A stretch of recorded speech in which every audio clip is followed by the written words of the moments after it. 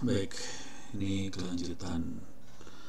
Selamat pagi, assalamualaikum warahmatullahi wabarakatuh. Ini kelanjutan dari kuliah sistem operasi. Jadi saya sudah bahas minggu lalu lah tentang sejarah sistem operasi dan cara kerja secara umum.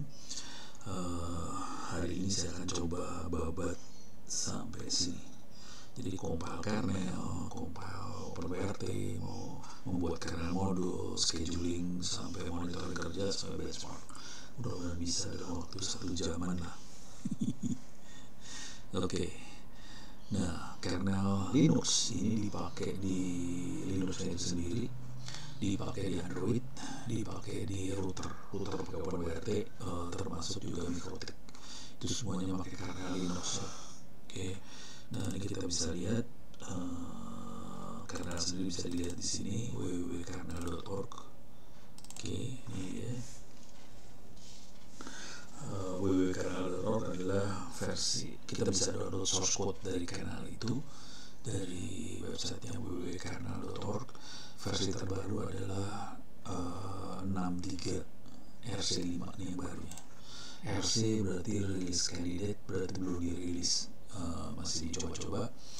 Versi yang paling stabilnya sekarang 6.2.10. Anda bisa lihat di Android, kalau nggak salah di sistem, coba kita cari dulu ya, cek kernel Android.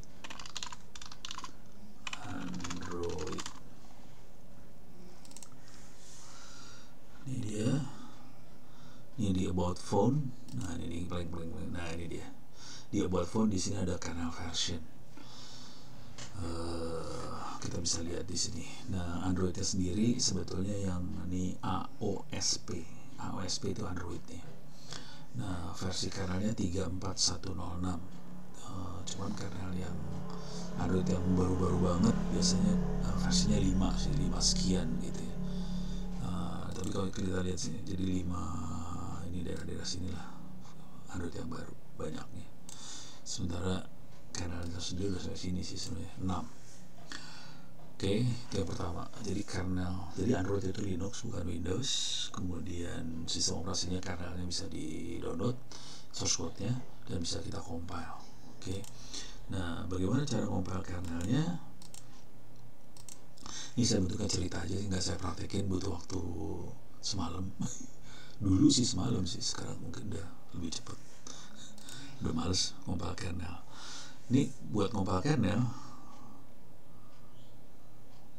ini downloadnya aja 20 menit 100 megaan sih. Jadi kita sekarang cara compile kernel ya, kita harus install aplikasi pendukungnya. Ada libanchors, fakeroot, ada wget, kernel wedge, build essential dan sebagainya. Kemudian kita bisa download kernel package juga. Oke. Source code-nya kernel lumayan besar, 100 MB kernelnya, dan kalau jangan khawatir ini hanya terjadi di Linux ya. Kita bisa download source code-nya. Nah, kalau kita lihat di sini kernel yang saya download versi 5.16. Sementara kalau kita lihat versi terakhirnya adalah 6.10 yang stable-nya. Oke. Ini bisa diambil di sini sih sebenarnya, klik kanan copy. Ini bisa copy, ini diganti aja. Ininya HTTPS CDN kernel pub segala macam kita ganti jadi ke versi yang paling baru. Ini untuk kebukanya, ini kan kalau kita lihat tar XZ dibukanya, ini pakai Linux ya, bukan pakai Windows. Jadi kalau kita mau bikin sistem operasi buat Android, kita bikinnya di Linux bukan di Windows. Oke. Kita bikin di Linux, kemudian OpenWRT segala macam kita bikin di Linux. Untuk buka filenya kita pakai tar XJF Linux apa segala macam -c foldernya kemana, user source.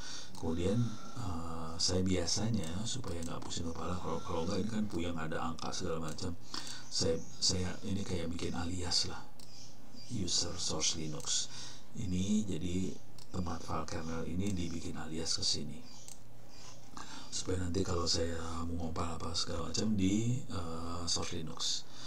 Nah, sebelum kita compile kernelnya, kita coba lihat di config. Ini config dari kernel sebelumnya yang ada di komputer. Ini kalau kita compile untuk komputer kita sendiri ya. Jadi saya biasanya perlu melihat konfigurasi kernel yang saya pakai di komputer saya, kemudian saya timpa ke kernel yang baru supaya nanti sistem operasinya persis sama sih, cuman semuanya di upgrade, intinya gitu aja. Jadi ini fungsi ini adalah buat bawa sini nih. Nah ini nih fungsi ini bisa ditimpa nih, ini timpa. Oke. Jadi kita lihat dulu masalahnya di mana. Ini buat nimpain, ini copy nih. Kalau kita lihat nih, cp copy boot config dari versi itu ditimpain ke .config yang ada di kernel source code kernelnya kita. Kalau mau ngedit bisa pakai make menu config, itu kita edit. Oke. Ini buat ngeditnya juga, atau kita ngedit pakai command line, pakai vi user source linux.config bisa juga. Oke. Nah, yang perlu diedit nggak banyak, ini perlu diedit supaya berubah jadi ini. Oke. Kemudian driver apa aja, supaya aman semua driver yang ada di kernel di compile. Saya biasanya gitu kalau aman, tapi konsekuensi dari situ adalah kernelnya jadi gede. Tapi kalau kita misalnya tahu, hardware yang saya butuhin cuma butuh Ethernet, nggak akan butuh printer, nggak apa-apa, drivernya buang-buangin semua, jadi kernelnya bisa kecil. Jadi ini aman karena terutama buat komputer saya cenderungnya semua driver di compile, semuanya dikerjakan. Nah, kalau mau keren-kerenan sih bisa masuk general setting local versionnya. Oke. Jadi dalam local version kita bisa ngasih tahu nanti sistem operasi yang kita pakai itu buatan siapa. Kita kasih nama Linux versi Ono gitu, bisa aja. Jadi ini cuma buat gitu, buat lucu-lucuan sih. Nah, proses compile kernelnya nggak susah sama sekali, gampang banget, cuman cd user source linux make all, selesai. Kemudian cara compile modul yang device drivernya cuman make modul install, diinstal, selesai. Kemudian kita update grup itu loadernya. Jadi pas komputer nyalain dia ngeload sistem operasi apa, kita update loadernya supaya sistem operasi yang kita buat masuk ke dalam pilihan buat di load. Jadi loadernya kita bisa install di situ. Ini cara yang baru seperti ini, jadi gampang banget, asli gampang udah gitu. Tapi nunggunya tergantung prosesornya ya. Kalau komputer baru i7 gitu ya kencang kali ya.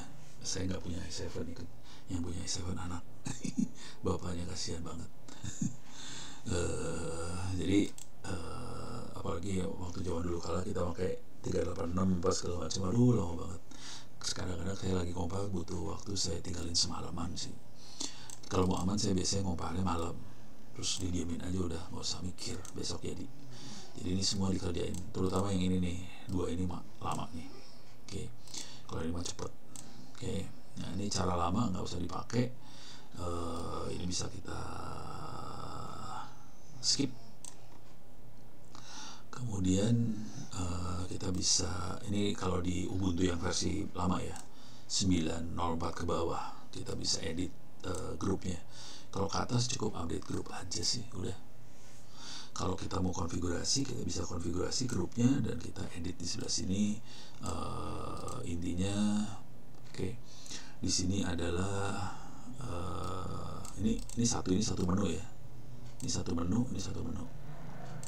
Ini kita rubah-rubah di sininya, dia akan ngebut ke kernel yang mana gitu nih. Diatur di sini. Udah selesai itu semua, tinggal shutdown, reboot, masuk, kita cek versinya versi berapa, akan keluar versi yang kita pakai. Ini kalau custom berarti buatan sendiri. Nah, kata custom kita bisa rubah pakai apa aja sih. Kata custom dirubahnya di atas sini sih sebenarnya. Mana tadi? Nah, di sini nih. Ini adanya di menu config nih. Nah, gitu ya. Jadi kata custom kita rubah, bisa. Nggak masalah. Jadi selesai, cuma gitu aja bikin kernel Linux. Jadi bikin sistem operasi ini yang dilakukan ini adalah bikin sistem operasi. Memang kita source code-nya kita ambil source code yang tersedia di internet. Tapi kalau ada berani mati, kita bisa rubah source code-nya juga sih, jangan khawatir. Intinya source code-nya kebuka, kita bisa obok-obok. Gitu. Ini yang pertama. Oke, ini compile kernel.org-nya udah bisa dapat. Nah, sekarang kita pengen lihat. Ini saya tutup dulu. Kita akan masuk yang lebih seru lagi. Bagaimana compile OpenWRT. Apa itu OpenWRT? Ini OpenWRT. OpenWRT ini makhluk keren banget. Jadi pada zaman dulu Linksys WRT. Jadi pada zaman dulu kala Linksys ini legend banget. Linksys ada tipe router WRT 54GL. WRT adalah wireless router, produknya Linksys. Nah, ini sistem operasinya bisa diganti. Kemudian orang bikin open source untuk si WRT 54GL. Open source namanya OpenWRT. Jadi kita bisa lihat di sini nih, OpenWRT. Ini OpenWRT.org, kira-kira kayak gitulah kisah awal bangetnya. Jadi berawal dari Linksys 54GL. Ini router legend yang ngerubah dunia router sih sebenarnya. Oke, sejak itu kita jadi punya sistem operasi buat router. Kalau selama ini kan kita mikirnya sistem operasi buat router ya. Cuman ini lemot banget ya aksesnya. Ini lemot sekali aksesnya. Kunaonnya. Waduh. Lama ini aksesnya. Ya udah, pokoknya kita punya router ini dan ini ada OpenWRT. Nah, kisahnya adalah nih, di sini adalah catatan saya waktu saya ngoprekin router OpenWRT tadi. Kita bisa download si routernya. Ya,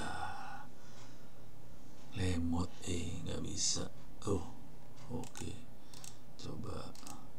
Nah, ini ada downloads OpenWRT.org. Kita bisa lihat download versi berapa. Nah, di sini targetnya ini adalah jenis prosesornya ntar. Ini AR tuh apa ya? ARM atau apa lupa nih. Oke. Jadi kita harus cek dulu. Nanti ada datanya sih sebenarnya. Router ini prosesornya apa segala macam. Nah, kita bisa download prosesor yang sesuai sama dia. Kira-kira kayak gitu. Cuma hati-hati ya, kalau salah nanti routernya bisa jadi batu bata. Bisa dipakai buat ganjel pintu doang tuh router ntar. Jadi kadang-kadang dulu saya pakai Buffalo nih. Buffalo ini oke banget nih. Ini yang Buffalo ini oke, dan saya pakai ngoprek. Saya ganti berapa kali ininya si routernya. Oke banget lah Buffalo mah. Dan saya juga pernah ngerubah Mikrotik RB433 saya rubah pakai OpenWRT, bisa juga. Ubiquiti UBNT bisa juga. Jadi cuman makin kesini makin nggak semuanya kebuka banget gitu. Kalau mau iseng cari router yang bisa di OpenWRT, biasanya saya carinya gini nih, Bukalapak, cari aja OpenWRT di sini, nanti dapat router-router yang bisa di flash. Nah, OpenWRT. Nah, ini routernya, jadi ini hardware, tapi hardwarenya, nah ini kan bisa diganti nih, OpenWRT Atheros Power. Oh, tadi AR tuh Atheros nih. Ini rata-rata bisa diganti nih.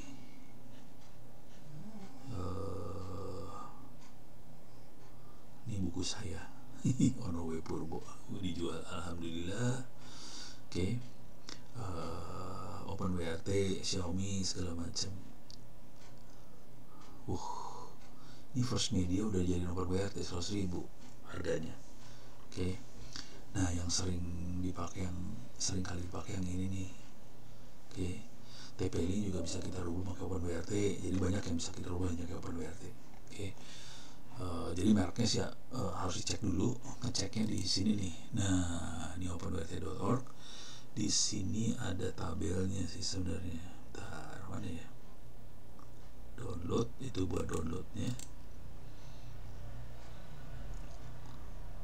Table of hardware. Di sini ada table of hardware. Jadi kita lihat download sama table of hardware ya. kita buka dua-duanya, download sama table of hardware. Kalau download itu kita download source-nya, table of hardware kita buat ngecek si hardware-nya. Router yang cukup murah, yang linknya di belakang ya, TP-Link tuh linknya di belakang. Kalau linknya depan agak lebih mahal, sayang dioprek-oprek. Jadi kalau mau ngoprek mendingan yang TP-Link aja, murah soalnya. Coba TP-Link yang murah aja, itu oke banget diopreknya. Ini 155.000 WR840N ini, oke. Atau kalau ini mahal nih, ini 28283, yang paling murah yang ini TL WR840N, oke. 100.000 bekas lagi. Nah ini di bagian download ada firmware repository-nya. Nah ini ada stable sama yang snapshot. Kita lihat yang stable-nya aja, oke. Nah kita lihat di tabel ini sih sekarang. Ini tabel oke, di sini current trouble series 2203, ada tabel hardware-nya enggak ya?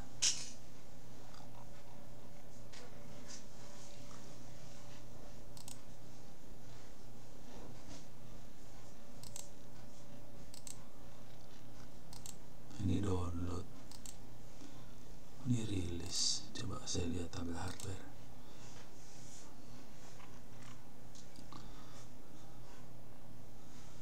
Lama ya, lambat banget ya.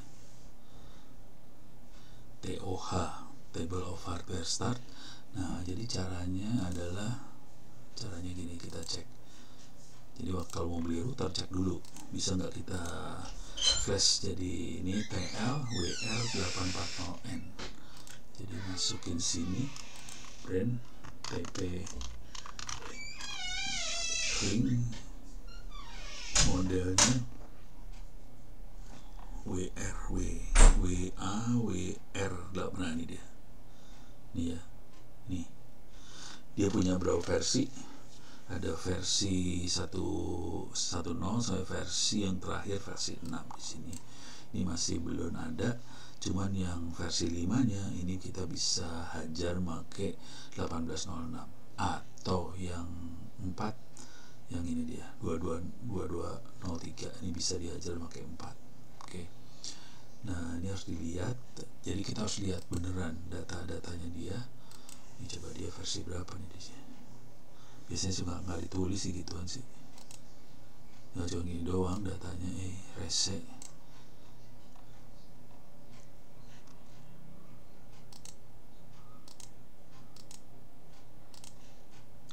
Tapi paling enggak kita bisa pakai versi yang sebelumnya nih. Ini versi terakhir yang bisa dipakai ya. Sebagian besar bisanya 18064, hanya satu yang untung-untung yang versi 4 ini yang bisa 2203. Yang lain 1806. Nah yang 6 nggak ketahuan, belum tahu. Jadi harus dicek dulu hardware benernya nih ya. Oke. Nah di sini kita bisa lihat di view data,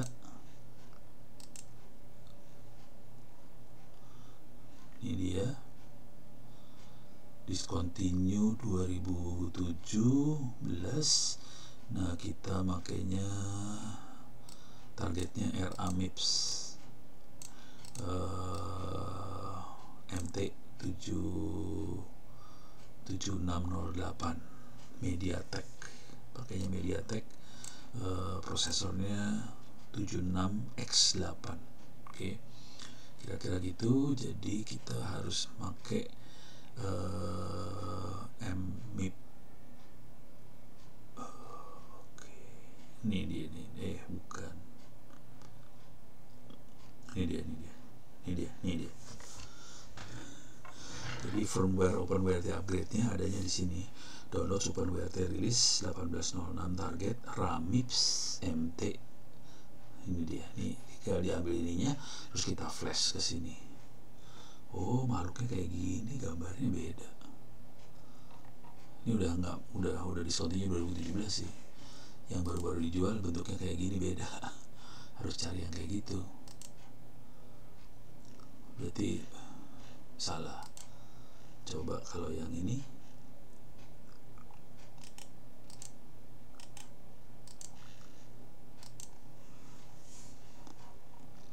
kayak gini juga. Nah, ini yang baru. Ini belum ada recovery method. Ini belum ada, kita belum bisa nge-flash dia. Kita belum bisa nge-flash yang makhluk yang ini ya. Ini belum bisa di-flash nih. Jadi yang baru ini kita belum bisa flash. Jadi jangan cari yang ini, cari yang lain.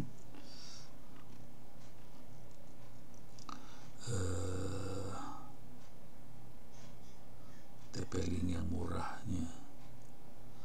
Ini ada TLWA 801 misalnya. Ini bekas sih. Yang mahal-mahal sayang banget, jangan dipakai dulu.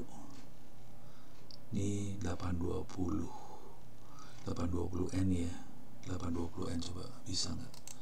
Coba ini buang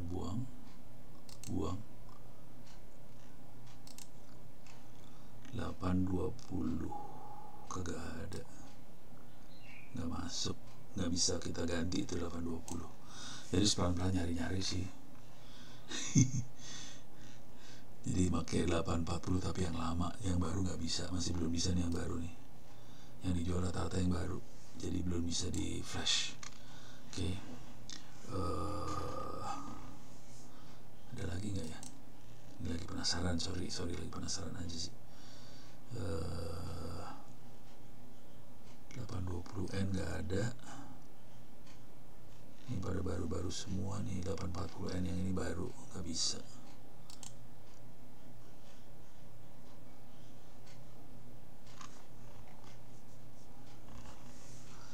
Jarang yang jual yang bekas gitu, yang lama udah nggak dijual ya.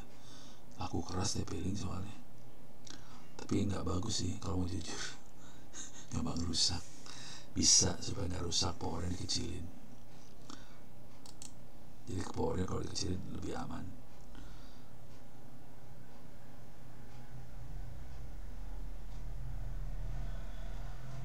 Wah, harus nyari, males. Oke, sementara nggak nemu.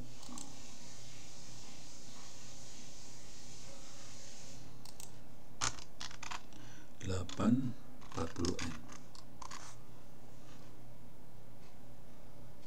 Coba kita cari yang gambarnya sama dengan yang lama ya. Gila, baru semua, nggak ada yang jual yang lama. Buset dah, kagak ada yang jual yang lama. 820 nggak bisa, nggak ada yang jual yang lama ya, harus cari. Enggak, ini nggak ada yang jual yang lama, nggak ada jual. Oke, pilihan lain kita bisa pakai komputer biasa sih, buat kayak ginian bisa juga, nggak masalah. Jadi kalau saya biasanya router yang lama atau komputer yang lama kita bisa pakai jadi router, intinya itu aja sih. Oke, ini kira-kira seperti itu. Nah, kita bisa download firmware-nya juga. Nah, sekarang kita akan coba bahas lebih lanjutnya. Ini compile kernel udah, kernelnya udah. Ini udah. Oke.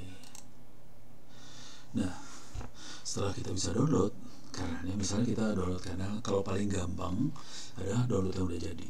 Jadi kalau kita lihat rilisnya tadi, misalnya 2203, targetnya apa? Target itu target prosesor ya.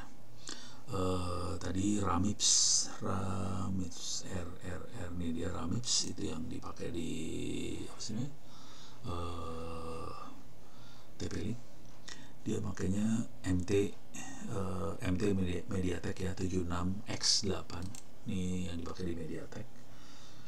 Nah, ini tinggal dicari yang sesuai dengan ini. TP-Link TTPQRST, ini dia TP-Link. Oke. WR8840 nih dia. Ini dia makhluknya. Oke. Bisa yang ini, yang sistem upgrade bin kita ambil. Jadi kalau kita nggak mau pusing, kita ambil aja yang ini binnya itu. Nah, di menunya router itu biasanya ada upgrade. Saya coba masukin router saya ya, tapi nggak kasih upgrade nih ini mah. Kalau upgrade gue sama internet gue putus ntar. Di advance biasanya ada maintenance diagnostic. Di sini apa sistem manajemen ya?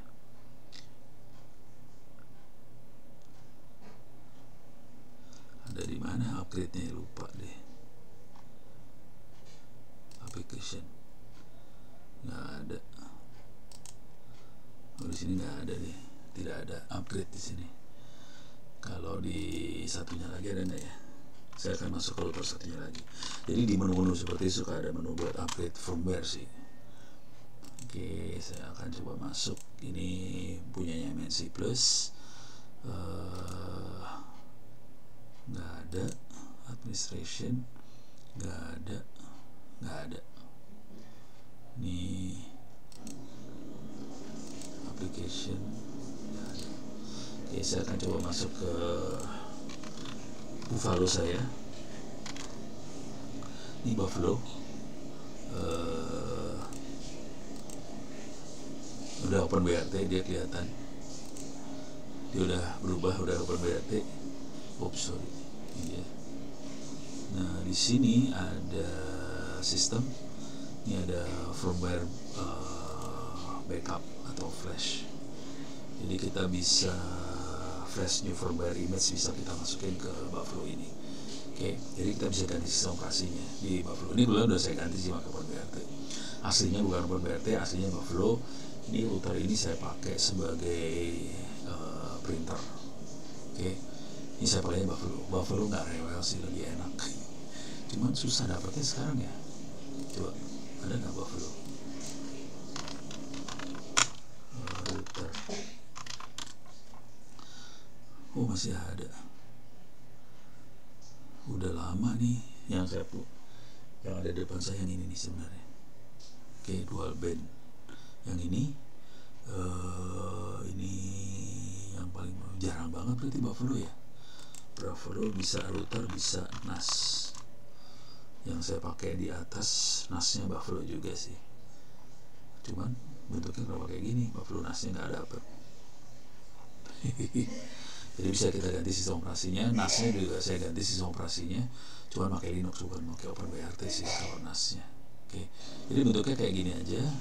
Service yang dipakai buat printer server ini sih. Jadi Buffalo-nya buat printer server, kemudian printernya Epson dipasang di USB. Jadi yang aslinya kita punya masalah sih, yang aslinya nggak semudah ini buat bikin printer server. Saya rubah aja sistem operasinya, saya ganti pakai OpenBRT, dia jadi printer server. Jadi enak banget sih kalau udah kayak gini. Kalau mau jadiin file server, mau jadiin ini USB-nya kita pakai buat modem 3G apa segala macam juga bisa, nggak masalah. Oke, jadi bentuknya kayak cuma gini aja. Ini contoh OpenBRT yang sudah keinstall.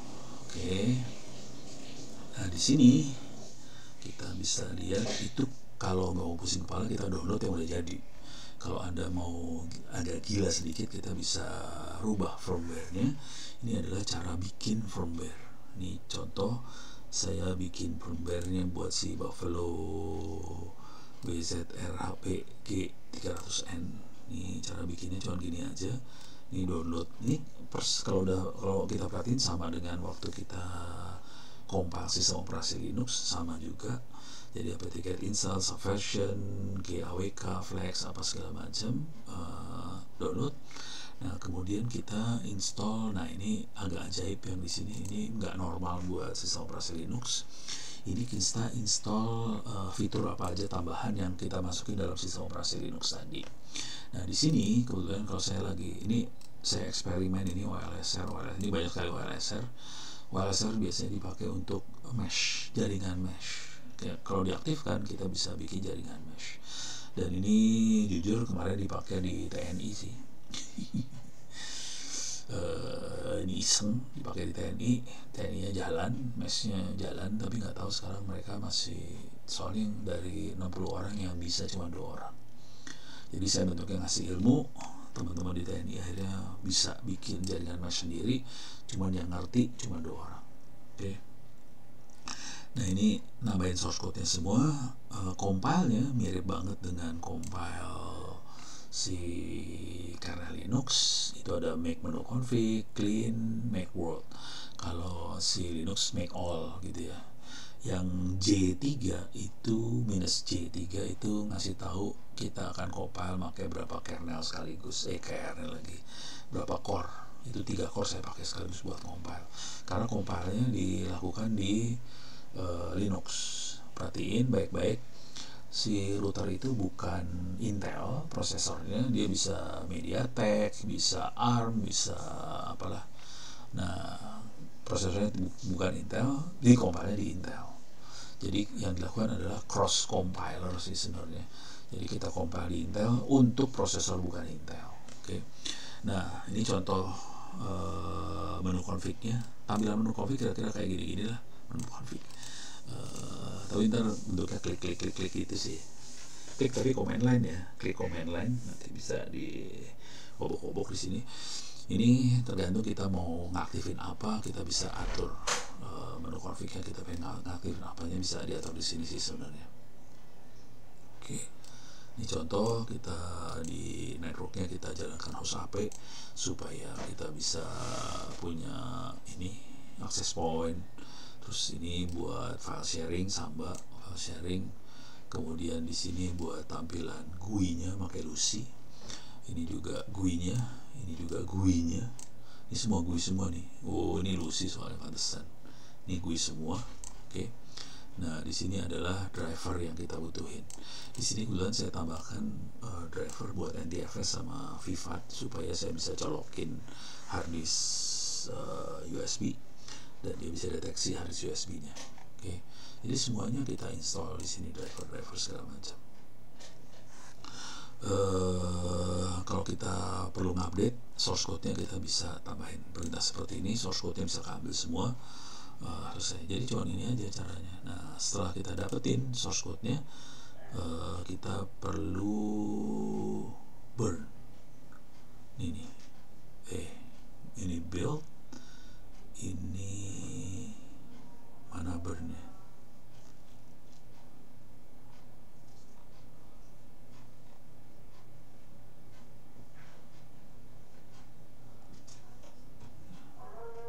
Kita burn-nya dicari dulu. Bentar. Saya cari burn-nya mana, kok nggak ada sih. Ini download, build-nya udah. Coba lihat di sini. Ini sama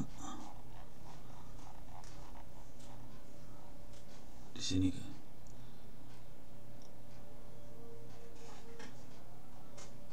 Oh, ini flash firmware.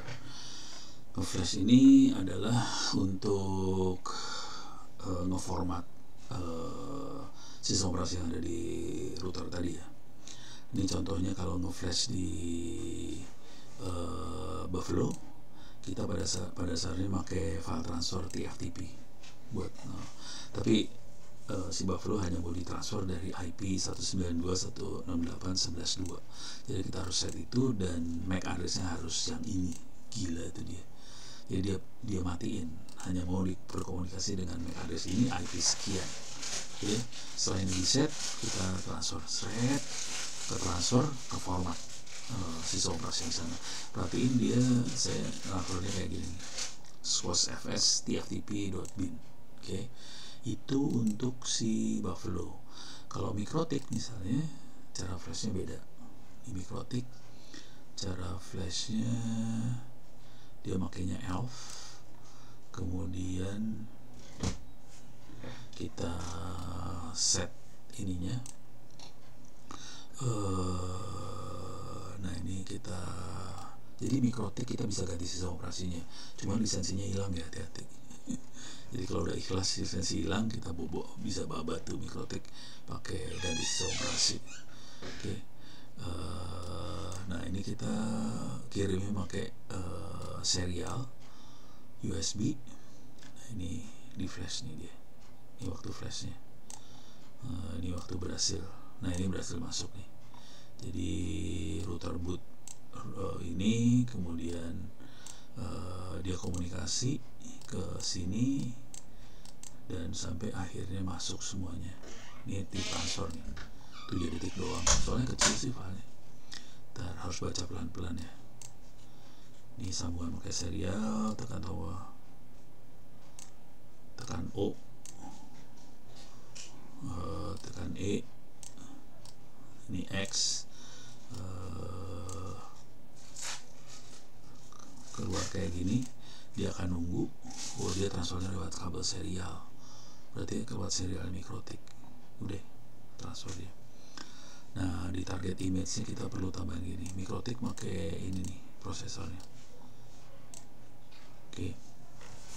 Kalau nggak mau pusing ngompak segala macam, kita download aja udah jadi filenya ELF, kita download yang jadi terus kita transfer. Nah kalau kita butuh butuh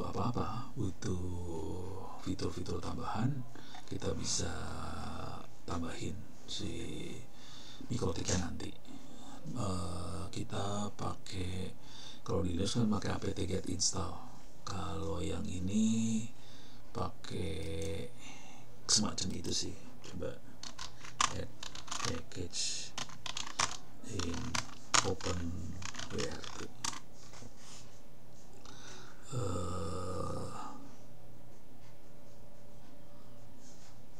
OPKG. Jadi cara installnya pakai OPKG dia.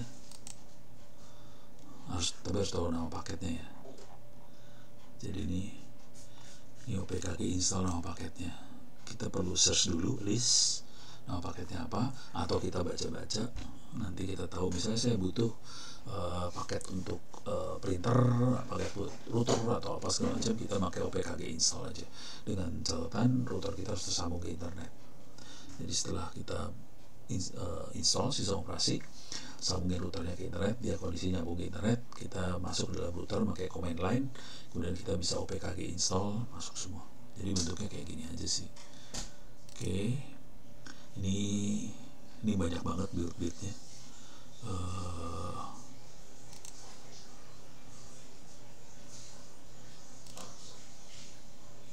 Oke, di sini ada catatan ngeflashnya. Untuk Buffalo, Linksys, untuk Ubiquiti, untuk Mikrotik juga ada catatannya di sini. Okay. Nah, ini ada obok-obokan yang lucu-lucu, misalnya kalau 3G modem gimana cara nyambunginnya, OSR gimana cara nyambunginnya, VPN pakai PPTP segala macam. Banyak sekali software Linux yang bisa kita masukin dalam OpenWRT. Kalau kita butuh macam-macam, misalnya kita butuh central telepon VoIP apa segala macam, kita bisa masukin di OpenWRT ini. Jadi OpenWRT keren banget sih, kita bisa masukin macam-macam.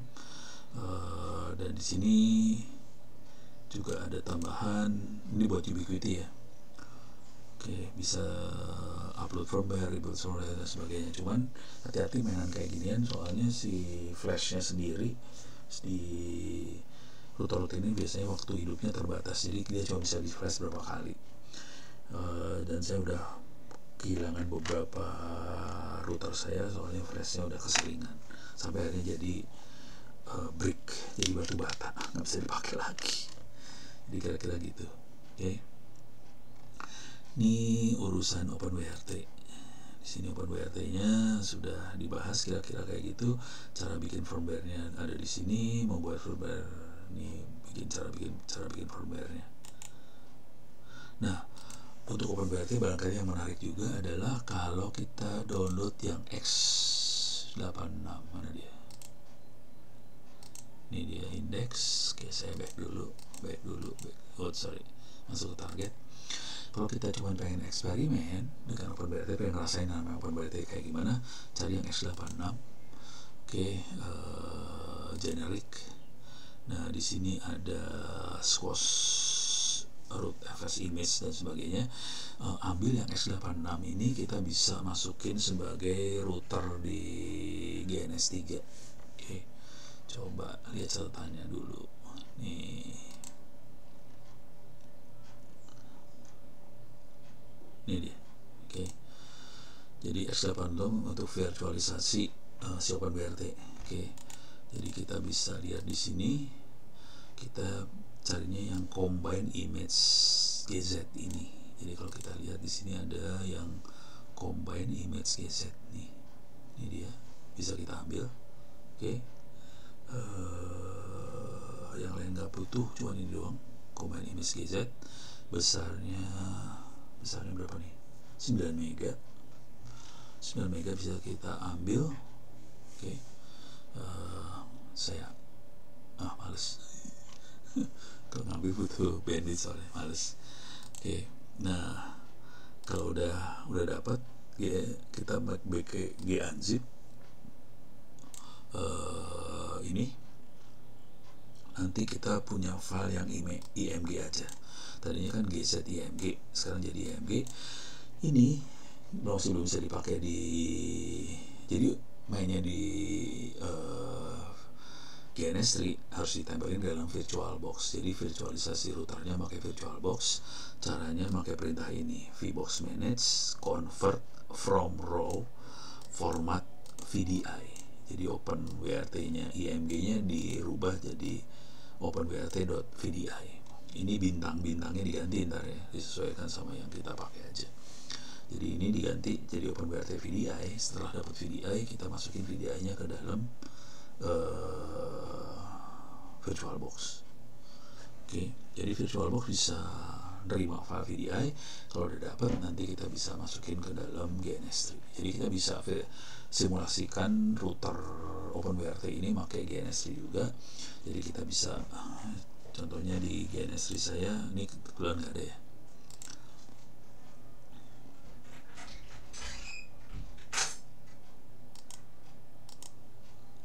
Atau saya kerjain ya, masih jam segini soalnya. Oke, ini kondisinya sekarang, sorry, ini dia routernya. Saya punyanya Cisco sama MikroTik. Si OpenWRT nggak ada. Saya akan coba download nih ya. Saya akan coba download ini combine image, saya download, save link as. Ini versinya kelihatan 2203. Ini saya save. Karena ini filenya cuma 9 mega, 3 detik lagi selesai. Sekarang saya akan coba lakukan ini semua dan kita akan percobaan. Nggak bisa kebuka ya. Kita pakai gunzip.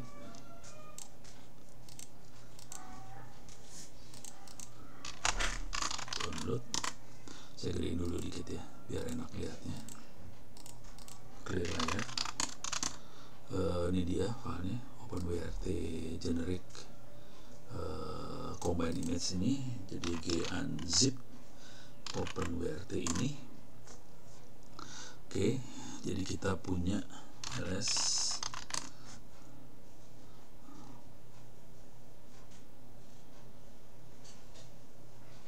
Ini dia filenya, OpenWRT 22033 generic ini filenya. Oke, sekarang kita harus pakai perintah vbox.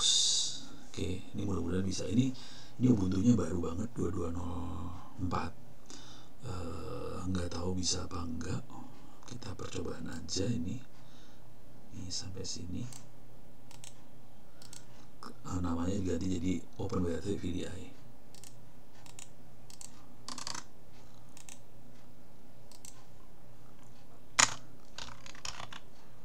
Oke, kita ganti namanya jadi OpenWRT VDI. Walah, saya bikin pendek aja. Begini aja ya, VDI. Saya bikin namanya panjang. Oke, udah beres, sudah dikonvert jadi VDI. Oke, sekarang file VDI-nya saya harus taruh. Punya folder nggak di sini?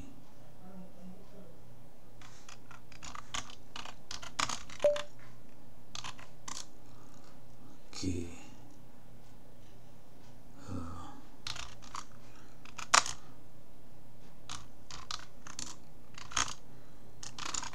saya pindahin ya, OpenWrt ini saya pindahin ke VDI. VDI. Ini dua makhluknya sudah ada di VDI semuanya. Nah sekarang saya akan tempelin ini dia.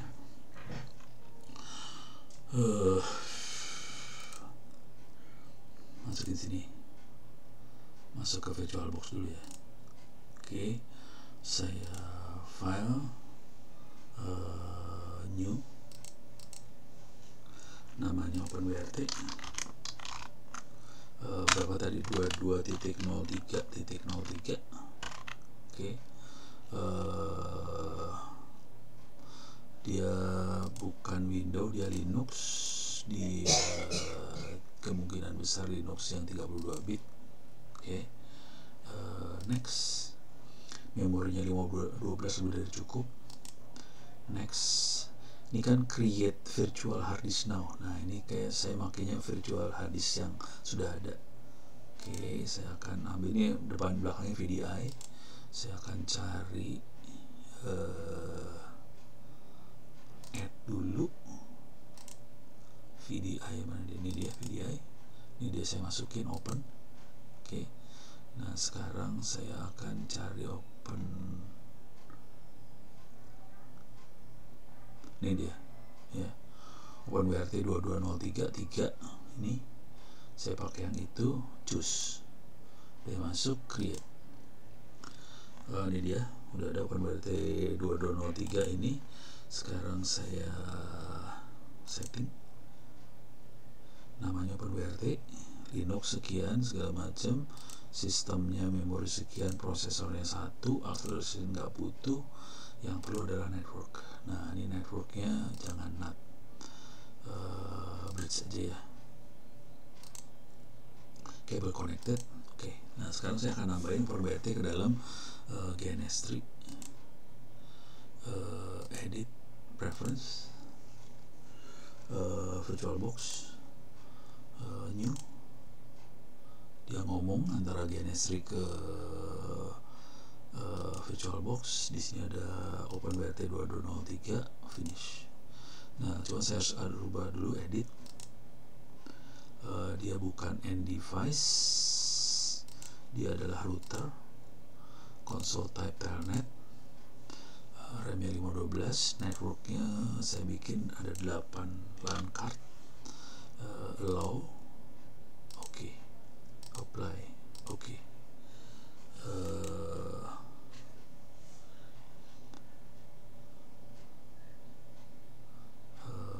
Oke, sekarang coba saya masukin. Nggak tahu ini bisa apa nggak, percobaan banget. Kok nggak mau? Oh, harus create project dulu. Lupa, biasaan lupa.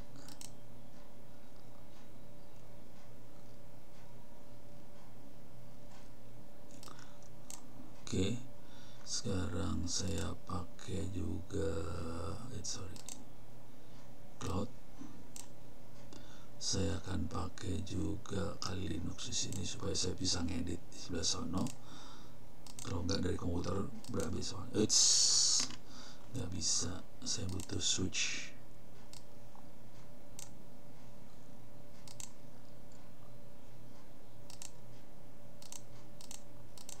Ini masuk ke sini, saya masukin juga.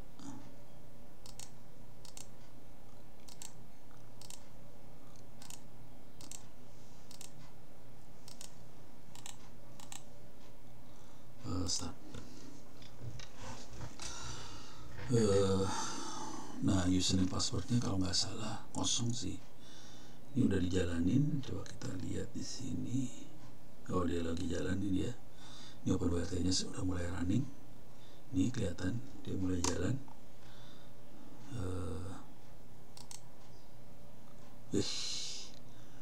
Error dia.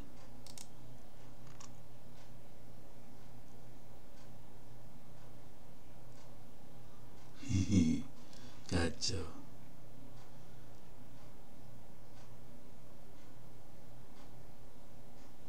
Gak mau dikontrol sama GNS3-nya, gak mau nih kayaknya. Stop. jalanin lagi.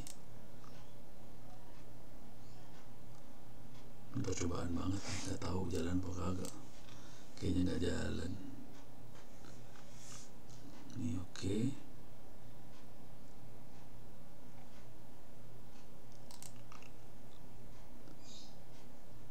Waduh.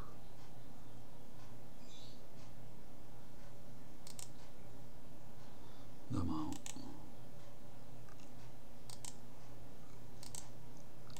Nggak mau di sana.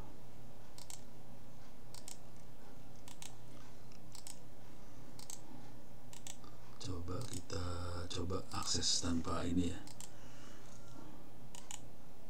Start di sini. Coba bentar. Setting. Biasanya networknya akan dirubah networknya sama dia. Bridge cable connected. Sorry. Oke. Saya akan start. Ini tanpa GNS-RI ya, langsung jalan tanpa GNS-RI, mau nggak dia? 1. Wah, error dia. Show lock. VirtualBox OpenWrt ini lock. Wah, udah ada error dah. Nggak berhasil nyala. Udah saya delete dulu aja ya. Remove. Coba saya punya file yang jalannya ada sih. Bisa juga nyari di sini kalau mau sih. OpenWrt OVA download. Oh, yang ngasih bukan. Versinya versi ini ya. 2126 tadi kan.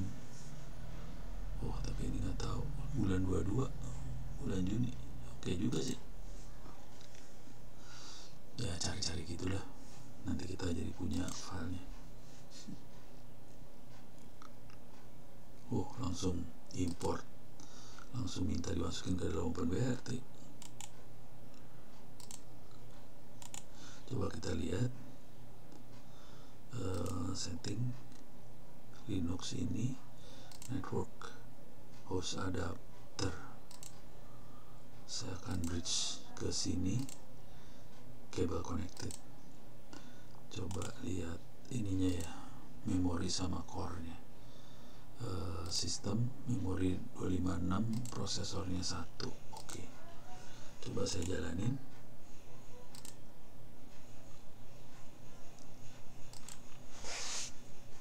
Oke, mudah-mudahan nggak crash. Oke. Loh. Yang ini jalan sih, tapi ada kayak gitu aja tadi. Nah, ini jalan.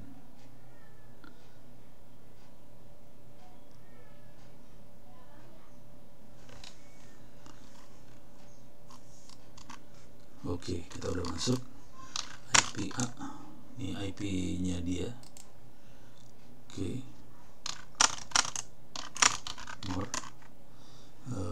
Dia dapat IP address, belum dapat nih. Dapat 192.168.0191. Coba ping www.google.com. Bisa nge-pick ke Google. Oke. Tapi dia 191. Coba saya masuk dari sini, bisa nggak? 192.191. Refuse to connect.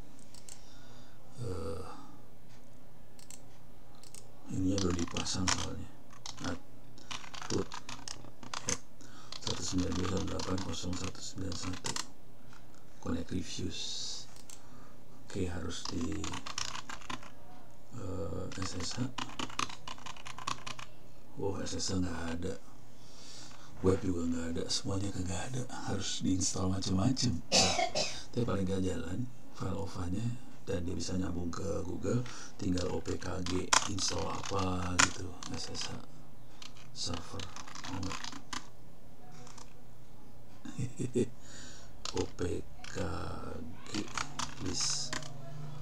Ini yang keinstall, yang paket yang ini semua nih. ada UHTTPD, ya udah ntar harus oprek lah, males. Kira-kira kayak gitu. Jadi tapi ini masih review segala macam. Jadi kita bisa punya OpenBRT dan kita bisa mainin VirtualBox-nya GNS3C di situ, gitu ya.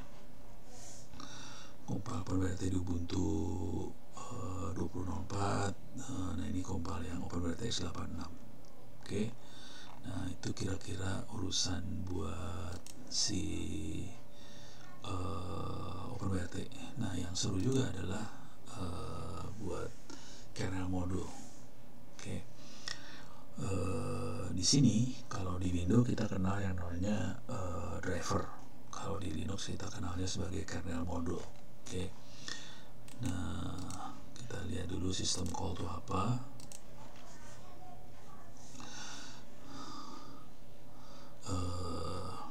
Ini catatan ya. Ini wah, ini ceritanya panjang banget nih, ceritanya susah nih. Tapi intinya kalau dibikin sederhana kira-kira gini ya. Kalau dibikin sederhana, wah ini nggak bisa diterangin biasa. Tapi kira-kira gini lah. Kalau jadi kernel model itu subroutine, oke. Bermain dengan sini, cuman tingkatnya lebih tinggi ya. Jadi caranya kita jump, jadi kita pakai sistem call, proses yang lagi berjalan akan berhenti, ditaruh semua register, taruh di stack, kemudian si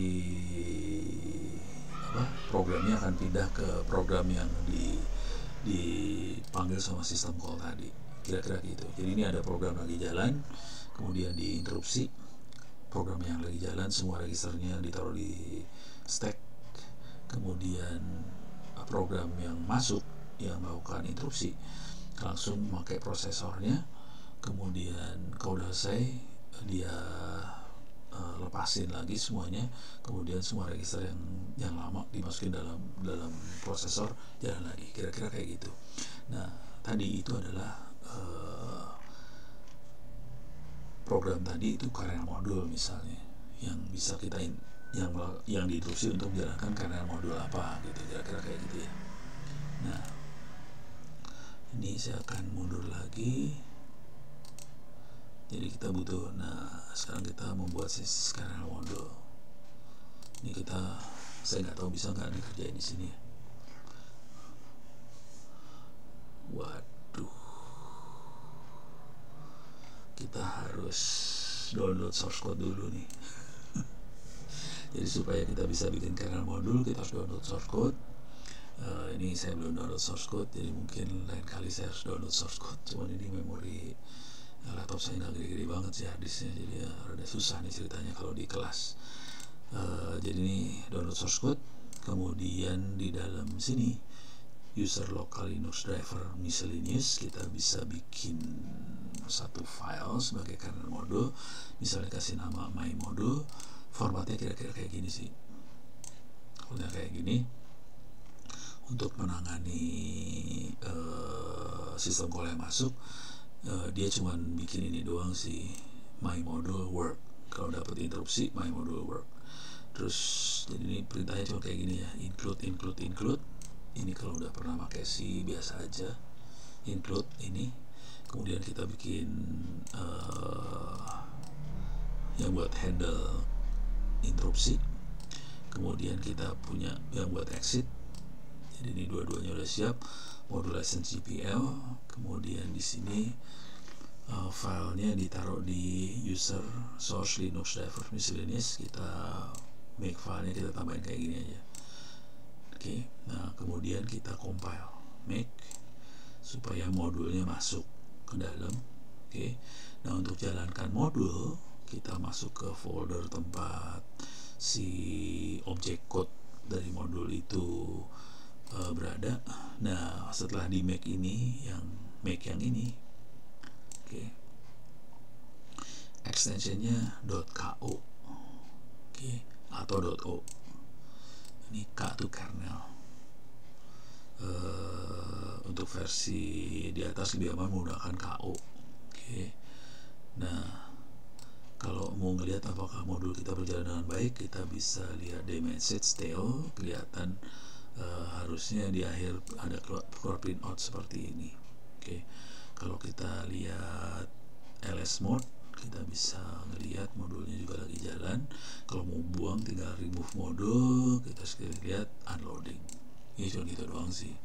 Cuman untuk bisa proses ini jalan, saya harus download kernel dulu, kemudian kita download kernel, di compile, dan komputer kita dijalankan di kernel yang baru ini bisa kita jalankan, kira-kira gitu. Jadi bikin kernel modul sederhana ini sih sebenarnya. Oke, nah setelah ini bisa, kita ini ada panduan lengkap tentang kernel modul, bisa dibaca-baca kalau mau iseng banget. Wes, horor nih, ada panduannya. Oke, oh ini contoh yang tadi nih, ini contohnya. Oh cuman yang ini hello world, yang ini goodbye world. Oke, ini ada panduannya, bisa dibaca lah.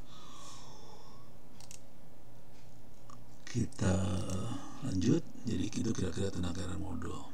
Nah sekarang di dalam sistem operasi itu ada scheduler, dan ini penting banget buat nentuin ini. Cuman yang buat yang lebih praktis yang sering kita pakai adalah yang ini sih sebenarnya, monitoring kerja sistem operasi. Untuk scheduler sama benchmark kita tunda ke pertemuan selanjutnya ya. Nah yang penting adalah monitoring tools. Oke, kita bisa lihat di sini beberapa monitoring tools yang kita bisa lihat di sistem operasi. Ada banyak, top, top, PS, ACCT, PS, PS3, VMstat, SAR, uptime, segala macam. Ini bisa kita lihat. Dengan cara ini kita bisa lihat apa yang terjadi di sistem operasi. Yang sering saya pakai adalah top. Oke, top, TOP. Ini kita bisa lihat ini loadnya berapa. Sistem operasi ini core-nya kepake berapa lah kira-kira. Ini sekarang, ini berapa menit yang lalu, ini berapa menit yang lalu, kira-kira kayak gitu. Ini kalau nggak salah 15 lah, ini setengah jam yang lalu lah. Jadi tadinya lagi bebannya berat, sekarang lagi beban, lagi turun, lagi bengong.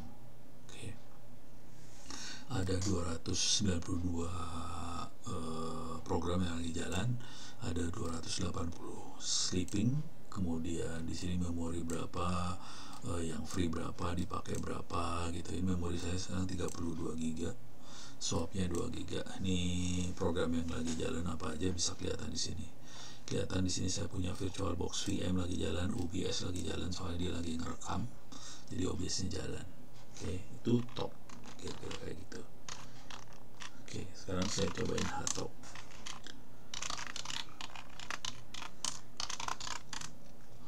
Ini lebih enak ngelihatnya, kita bisa ngelihat ada core 123 udah dipakai berapa persen kapasitasnya, memorinya ada berapa yang dipakai dari berapa, kayak swapnya dipakai berapa dari berapa. Ini lebih enak ngelihatnya.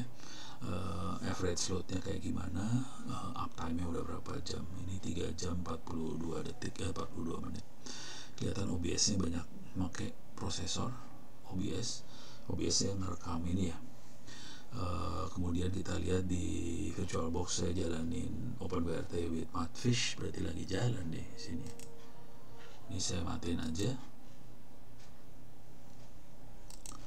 Coba kita matiin juga ini. Oh dia kondisi lagi running. Power off. Dari sini aja ya. Help. Oke. Oke, ini saya matiin. Oke, udah hilang. Sekarang udah hilang semuanya. VirtualBox hilang, itu hilang. Jadi caranya gitu aja. Nah, itu top. PS kita bisa lihat ini. PS kita lihat PSAX, kita bisa lihat program apa aja yang lagi jalan di belakang layar. Dan kita bisa matiin. Whoops, ini ada VirtualBox lagi jalan nih. bisa kita bunuh sih dari sini. Cara ngebunuhnya gini, misalnya kita pengen bunuh ini ya, ini mau kita bunuhin nih. Kenapa VirtualBox-nya jalan ya? Oh, karena VirtualBox-nya masih jalan nih. GNS3 juga masih jalan. GNS3-nya mana GNS3?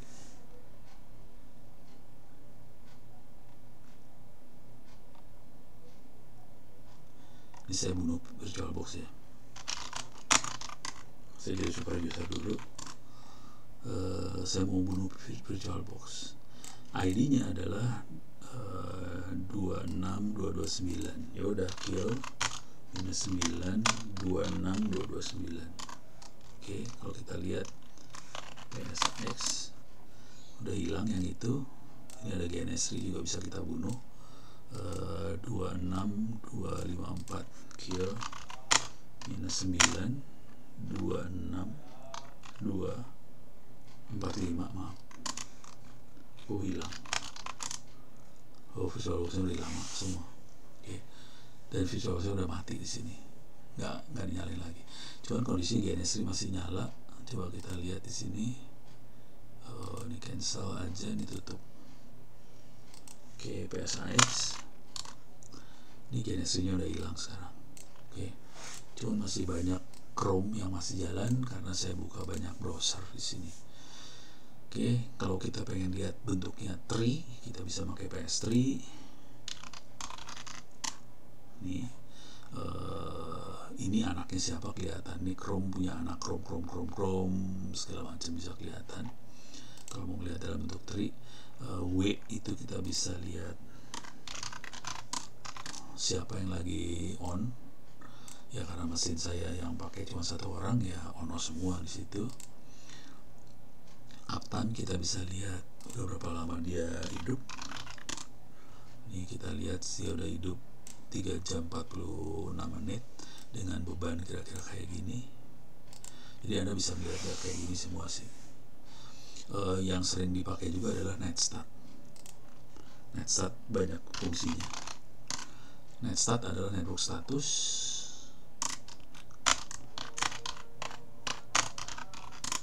Oke, ini kelihatan.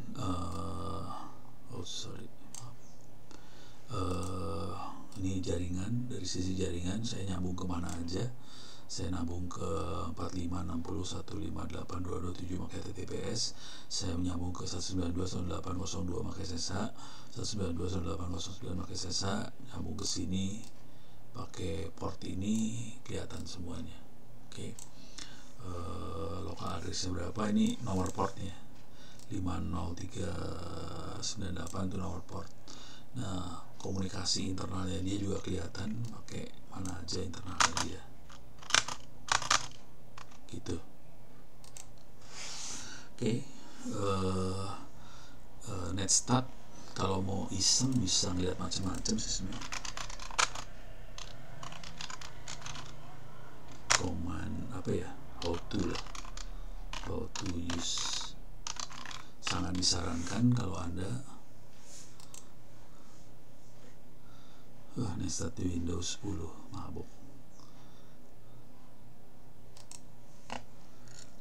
Jadi sarannya sih coba ngeliat dari Netstat, cari yang ada summary-nya. Ini kalau ini mah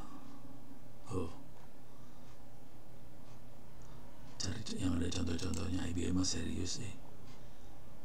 Ini kayaknya nih. Nah, ini lebih gampang. Jadi dia udah ngasih contoh-contoh beberapa biasanya. Nih, Netstat -F, sambungannya aktif kemana aja bisa kelihatan di sini. Kemudian show connection process identifier -O. Coba kita lihat aja. Ini ntar dicoba-coba aja sih kalau mau. Nah, ini kelihatan. Wih, banyak banget ya. Nyambungnya kemana aja kelihatan. Buset.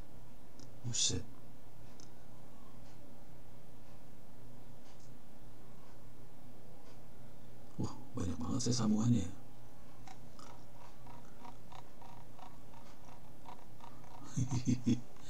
Sambungannya kemana aja, ke banyak komputer sekaligus, banyak sekali. Oke.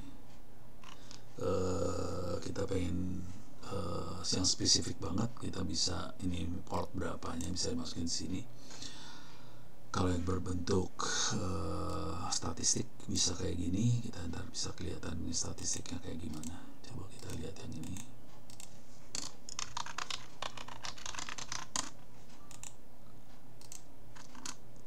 Wish, mantap. Ini kita bisa lihat statistiknya dia, kalau butuh statistik ya. Oke. Dan lain-lain lah. Silahkan diobok-obok ntar. Oke, itu adalah network benchmarking. Network monitoring. Untuk benchmarking, kerja sistem operasi, monitoring tuh ini benchmark. Oke, benchmark untuk ukur. Karena saya makainya Linux, saya bisa pakai Unix Bench atau Boni atau Flash Bench itu buat ngukur hard disk, dan kita bisa melihat performance dari komputer kita bandingkan dengan komputer lain. Ini angka-angkanya 179.687.867. Ini buat referensi, saya taruh di sini.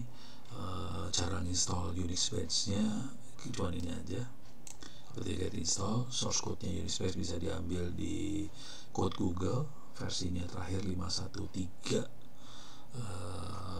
Tapi ini berapa tahun yang lalu ya, nggak tahu sekarang udah bertambah atau enggak.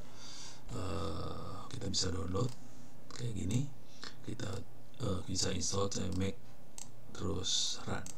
Oke. Ini akan butuh waktu lama, hasilnya nanti bisa disimpan seperti ini aja udah.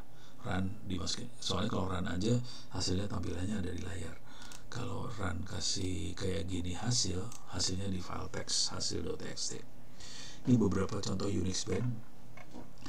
Ini yang paling baru pakai 5.1.3. Saya udah nyoba Raspberry Pi, Asus, Vivo Mini, Pentium Dual Core, Intel Next Unit NUC, Intel NUC, server Rainer dan sebagainya.